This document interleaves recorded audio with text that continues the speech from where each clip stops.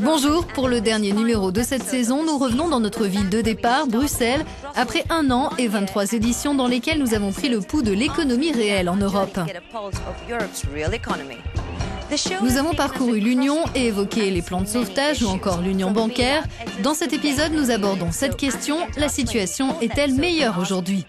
Nous mettons en perspective les stratégies de croissance qui semblent faire l'unanimité, puis les points de vue divergents de nos invités de cette année sur les difficultés que nous connaissons et les solutions qu'ils préconisent.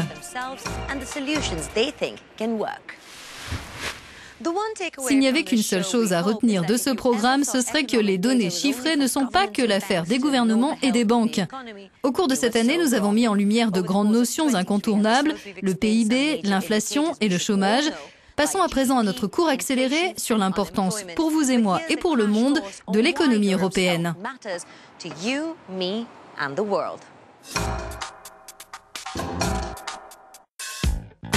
L'Europe est vaste à tout point de vue.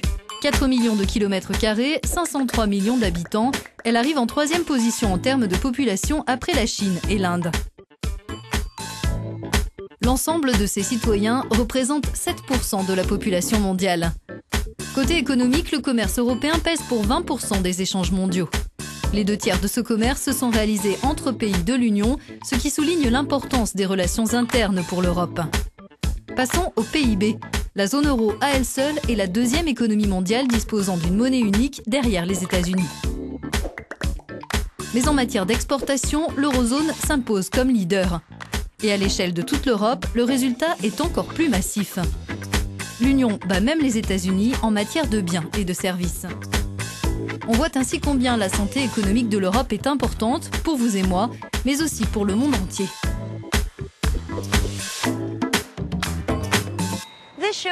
Cette émission nous a fait emprunter les routes d'Europe pour appréhender l'impact des questions économiques sur la vie quotidienne au sein des 28 États membres. Après ce périple d'1 an, où en est l'Europe? Faisons le point avec Giovanni Maggi. La situation économique s'est-elle améliorée? Les mesures prises par les gouvernements et les institutions européennes et internationales ont-elles eu les résultats escomptés? Le ciel de l'Europe s'annonce-t-il ensoleillé ou toujours menaçant? L'économie se porte un peu mieux que l'an dernier, mais je n'irai pas jusqu'à dire beaucoup mieux. D'un point de vue technique, on assiste à une fin de la récession comme au début de l'an dernier. Donc en ce sens, la situation s'est améliorée. Mais la reprise est très superficielle. Le chômage reste très élevé, il y a eu très peu de création d'emplois. En particulier, si on enlève les chiffres de l'Allemagne, les créations d'emplois sont proches de zéro.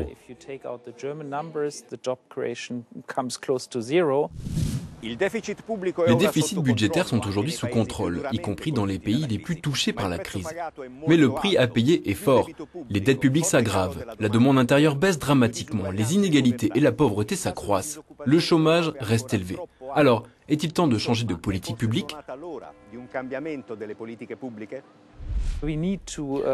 Il faut insuffler plus de vitalité à notre économie. Cela doit passer en partie par la politique monétaire. Je pense que la BCE doit faire plus, comme acquérir des obligations d'État dans la zone euro. Mais cela passe aussi par la politique fiscale et je crois qu'il nous faut vraiment une incitation à l'investissement, en particulier en Allemagne, mais aussi au niveau de l'ensemble de la zone euro. Plusieurs pays ont augmenté leur compétitivité en n'ayant pas d'autre choix que de baisser leur coût du travail. L'autre piste pour améliorer la compétitivité consiste à investir dans l'éducation, la recherche et l'innovation. Mais alors que les dettes pèsent très lourd, la marge de manœuvre est très limitée. Pour moi, la meilleure façon de favoriser vraiment les investissements, en particulier pour les pays de la zone euro les plus en difficulté, c'est d'y consacrer plus de fonds européens. De cette manière, on aurait aussi un plus grand contrôle sur la nature des projets qui sont lancés. Dans des pays comme le Portugal et la Grèce, certains réclament une restructuration de la dette publique, par le biais de taux d'intérêt plus faibles et d'échéances plus longues. Et effectivement, on craint que le poids de la dette ne soit plus supportable. Selon moi, une partie de la solution se trouve dans la réalisation du mandat de la BCE en matière de stabilité des prix. À savoir, il faut que l'on atteigne un taux d'inflation qui ne soit pas de 0,5 ou 0,7% comme actuellement, mais de 2% ou proche des 2%. Cela aiderait beaucoup pour rendre supportables les dettes à travers l'Europe. Il se peut qu'il y ait des pays où le niveau de dette soit trop élevé. Dans ce cas, en effet, la question de la restructuration des dettes se pose de nouveau. Ces 12 derniers mois, le projet d'union bancaire a été finalisé. Peut-on à présent affirmer que c'en est fini de cette fragilité du système qui a été révélée par la crise? Pour l'instant, la seule chose que nous avons, c'est une autorité de supervision. Mais on reste dans une drôle de situation puisque cette autorité traite avec 18 autorités nationales de résolution bancaire et on ne dispose que d'un accord relativement souple sur les modalités de la résolution bancaire. Donc le système financier reste fragile selon moi. À l'issue de son parcours en Europe, nous croisons enfin Giovanni. Quel principal enseignement tirez-vous de vos voyages et de vos échanges avec les gens que vous avez rencontrés? Maitri, nous avons abordé de nombreuses questions, mais ce qui a été flagrant, c'est la nécessité pour l'Europe de se concentrer sur sa croissance d'ensemble, de faire progresser son économie du savoir et d'améliorer sa compétitivité. Effectivement, tous nos invités dans ce programme ont réclamé plus d'investissements dans l'innovation et les technologies vertes pour créer les emplois dont nous avons besoin. Petit retour en arrière.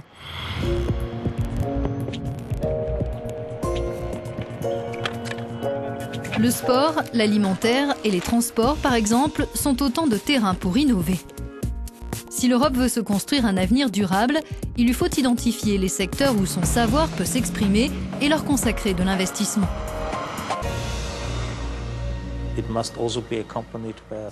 Cet effort doit être accompagné de toute une série de mesures. L'une d'elles est clairement liée aux activités de recherche et d'innovation. Un autre élément, c'est bien sûr la nécessité d'avoir des travailleurs qualifiés. Donc c'est un programme global qui est crucial pour la réussite de cette région du monde.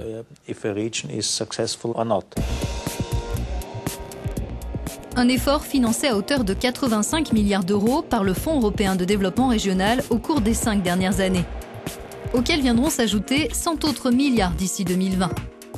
L'accent sera mis sur la recherche et le numérique et sur un plus grand soutien aux PME, et un tiers de cette somme sera affecté à la construction d'une économie décarbonée. Où voulez-vous être dans 20 ans? Votre pays veut-il vivre les derniers jours de la seconde révolution industrielle, où les énergies sont plus chères, les technologies anciennes et le changement climatique tuent la planète? Ou voulez-vous participer à l'émergence des énergies renouvelables qui constituent les 5 piliers d'une troisième révolution industrielle? D'après les prévisions, les fonds dépensés dans le cadre de la politique européenne de cohésion devraient permettre d'augmenter le PIB européen d'environ 1,7%. Et bien sûr, cette mobilisation doit générer toute une série de nouveaux emplois en Europe. Je crois que nous sommes dans une gigantesque transition de l'ère industrielle à l'ère numérique. Tout peut être repensé dans un monde numérique où des milliards de personnes sont connectées. Et notre problème, c'est que nous n'avons pas les compétences nécessaires pour cette ère numérique. C'est ce sur quoi nous devons nous concentrer. C'est rare que des PDG, des universitaires et des responsables politiques soient du même avis. Absolument. L'un des aspects essentiels de notre émission consistait aussi à parler avec eux des problèmes et des solutions. Et sur ce dernier point, ils ne sont plus d'accord entre eux. Reste qu'ils croient tous que l'Europe va sortir un peu renforcée de ces 2 dernières années. Mais place aux principaux invités de nos précédentes éditions de Real Economy.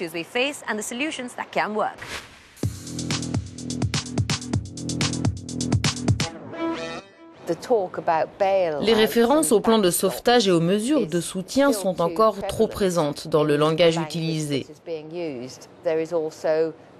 En Europe, on a aussi peut-être tendance à solliciter des fonds trop tôt.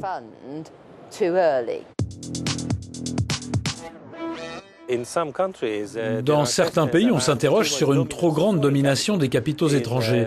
Dans leur propre pays, les gens peuvent penser que les investisseurs étrangers, les entreprises étrangères, les entrepreneurs étrangers évincent leurs homologues locaux. Donc il faut toujours replacer les choses dans un contexte plus global.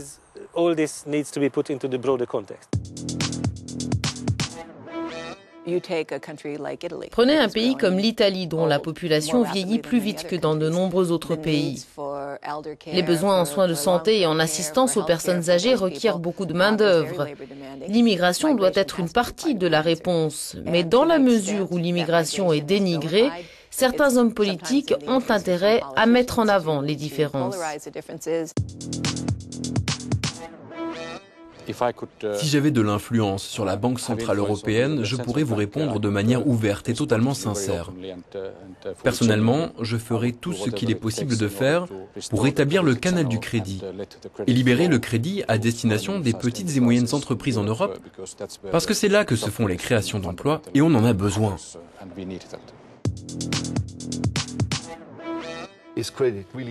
L'accès des entreprises au crédit est-il trop faible à cause du contexte sur lequel on ne peut pas vraiment agir ou est-ce à cause des spécificités de l'offre de prêt du secteur bancaire? Nous travaillons là-dessus, mais il est clair que le canal du crédit soulève un certain nombre de questions quant à la transmission de notre politique.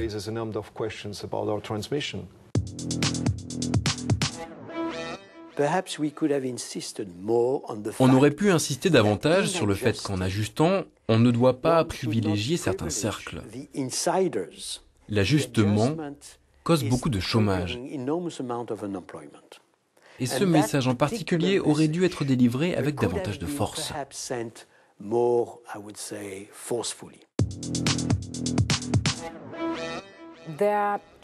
Pour moi, les défis concernent tout d'abord l'innovation. Il faut comprendre comment produire de nouveaux produits que les gens aimeront.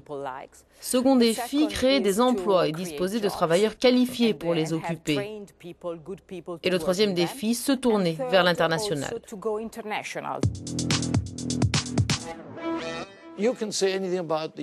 On peut dire tout un tas de choses sur les Européens, mais la seule chose qu'on ne peut pas dire d'eux, c'est qu'ils soient rapides. Ils prennent leur temps et ça s'explique par la structure de l'Europe. C'est une construction étonnante. Moi, je me tournerais vers Bruxelles plutôt que vers une entreprise en particulier pour dire « essayez de gagner en flexibilité pour devenir plus compétitif ». Voilà, c'était notre dernier Real Economy de la saison. Vous pouvez retrouver nos 24 épisodes sur notre site. L'adresse s'affiche sur votre écran. Nous espérons que ce programme vous aura aidé à un peu mieux appréhender les ressorts économiques européens. Merci de votre attention. À bientôt. Thanks for watching. Goodbye.